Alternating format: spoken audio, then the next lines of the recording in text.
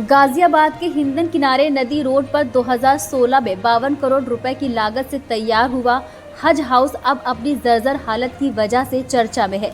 कभी हज यात्रियों के ठहरने के लिए बने इस भवन में अब शादी ब्याह के टेंट लगते नजर आ रहे हैं। भवन की देखरेख और खर्चों को पूरा करने के लिए हज कमेटी ने इसे वैवाहिक और निजी कार्यक्रमों के लिए खोल दिया है। मात्र 25,000 रुपए जमा कर कोई भी परिवार यहां विवाह आयोजन कर सकता है। इसके लिए अंदर हॉल के साथ साथ बाहर टेंट की भी व्यवस्था की जा रही है।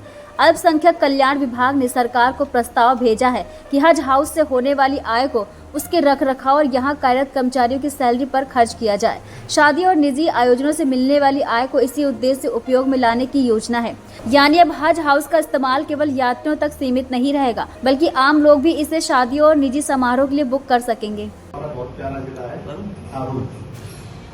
जब हज हाउस को लेकर एक प्रस्ताव प्रशासन को भेजा जा रहा है, जिसमें यहाँ अब शादी और निकाह और निजी कार्यक्रम आयोजित कराए जाएंगे और उसी पैसे से इसकी रखरखाव और कर्मचारियों की सैलरी का जो खर्चा है वो निकाला जाए। क्या कुछ प्रस्ताव है और किस तरीके से? अभी ये तो चल ही रहा है। अभी 25,000 रुपए में उसको हज हाउस को दिया जाता है, पर वो बहुत कम धनराशि है और चूंकि वो इस समय काफी हालत खराब है उसकी, तो उसका निरीक्षण मेरे द्वारा किया गया था और अब उसमें ये देखा गया है कि अगर उसका मेंटेनेंस अच्छे से हो जाए तो उसका एक जैसे मानसरोवर यहाँ पे बना है भवन, तो मानसरोवर यात्रियों के लिए बना है और मानसरोवर यात्रा के समय यात्रियों के प्रयोग में आता है। बाकी समय उसका सार्वजनिक प्रयोग है तो उससे रेवेन्यू जनरेट होता है।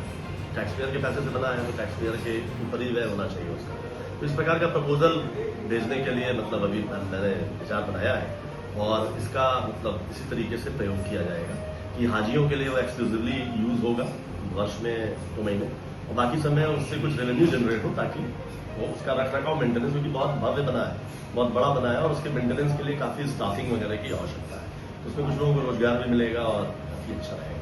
तो सर, मौजूदा समय में क्या कुछ धनराशि ली जाती है, किस तरह के कार्यक्रम वहाँ पर होते हैं और किस तरह से अगर कोई करना चाहता है कार्यक्रम तो एप्लीकेशन का क्या प्रोसेस है? इस समय सिर्फ 25,000 रुपए दिए जाते हैं और क्योंकि वहाँ का सिर्फ बाहर वाला जो ग्राउंड है वही यूज करते हैं लोग, तो 25,000 रुपए में उसको दिया जाता है और वो वहाँ के जो हमारे हज ट्रेनर हैं जिले के, उन्हीं के जिम में वो है, वो वहाँ से हज समिति की तरफ से वो नामित है वहाँ पे, तो वही उसकी बुकिंग करते हैं और 25,000 रुपए वो हज कमेटी को जमा करते हैं और वो धनराशि बहुत अल्प है। उससे उसका मेंटेनेंस 5, 6, 10 शादियाँ होती हैं तो उससे उसका मेंटेनेंस क्या होगा, वहाँ जो स्टाफ है उनकी सैलरी दी जाती है, वेतन दिया जाता है। तो सर, जो नया प्रपोजल भेजा गया है क्या उसमें राशि बढ़ाकर कुछ बताई गई है? नहीं, अभी प्रपोजल वो शासन तय करेगा इसके बारे में, बट यहाँ से प्रपोज किया जा रहा है इसमें, क्योंकि ये मतलब भवन धीरे धीरे शुरू हो रहा है।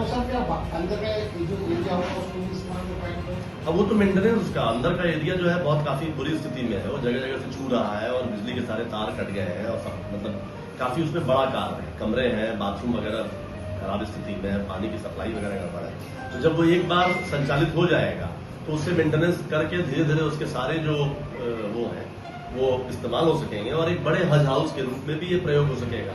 फ्लाइट हमारे हाजियों की 15 करोड़ रुपए की धनराशि इसके रखरखाव मेंटेनेंस के लिए स्वीकृत है, पर उसका उपयोग अभी तक नहीं किया। ऐसी तो कोई जानकारी नहीं है 15 करोड़ की ऐसी कोई धनराशि स्वीकृत होने के बारे में, और अगर ऐसा होता तो जरूर उसका रखरखाव किया गया होता। तो मेरे समझ से अभी ऐसा नहीं है, अभी तक मेरे कार्यालय में ऐसी चीज नहीं है। जो साफ सफाई की व्यवस्था की जाएगी वो भी जो पार्टी आयोजन करता होगा उसी के द्वारा वहाँ से? हाँ, वही करता है वो जनरली, तो वो तैयार करता है और फिर हमारे जो हज ट्रेनर उसको देख रहे हैं तो वो थोड़ा बहुत उसमें सफाई वगैरह करवा देते हैं, क्योंकि गार्डन लोग यूज करते हैं तो टेंट वगैरह वाले जो होते हैं वही साफ सफाई कर देते हैं। ये